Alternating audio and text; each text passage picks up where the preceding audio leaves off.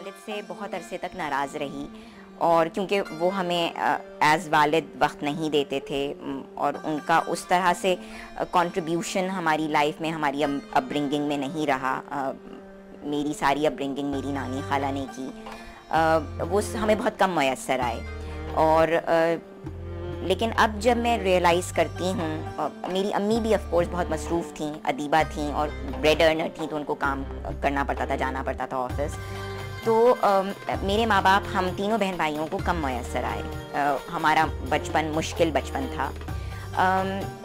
लेकिन अब जब मैं पीछे पलट के देखती हूँ तो बाज़ औक़ात तो मुझे यकीन नहीं आता कि जो ज़िंदगी मैंने गुजारी वो मैंने गुजारी, क्योंकि मुझे ख्वाब का सा लगता है, क्योंकि वो एक मुश्किल ज़िंदगी थी। और लेकिन अब जब मैं पलट के देखती हूँ और आज अगर मैं लोग मुझे कहते हैं कि मेरे अंदर मैं मुख्तलिफ हूँ, या मैं इंटेलेक्चुअली साउंड हूँ, या मैं अगर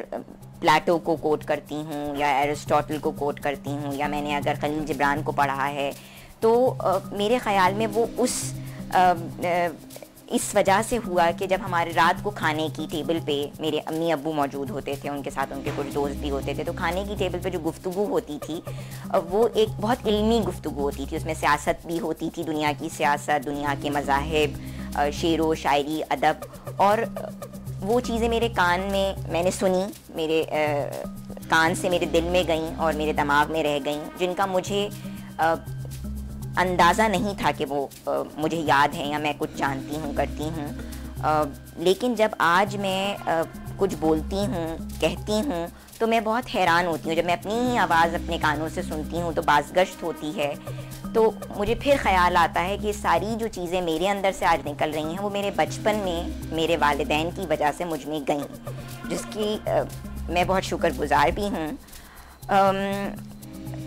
जॉन एलिया की ज़िंदगी ऑफ कोर्स वो एक शायर थे और मुख्तलिफ शायर थे,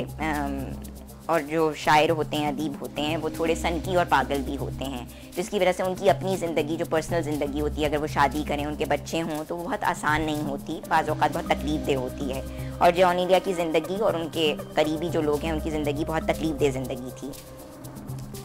उनका अपना एक शेर है जो कि उनकी कब्र पे भी लिखा हुआ है, मैं भी बहुत अजीब हूँ, इतना अजीब हूँ कि बस ख़ुद को तबाह कर लिया और मलाल भी नहीं। ये शेर उनकी ज़िंदगी को अपने अंदर समो लेता है,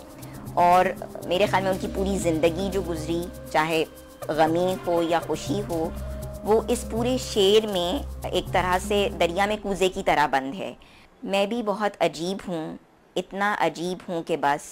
ख़ुद को तबाह कर लिया और मलाल भी।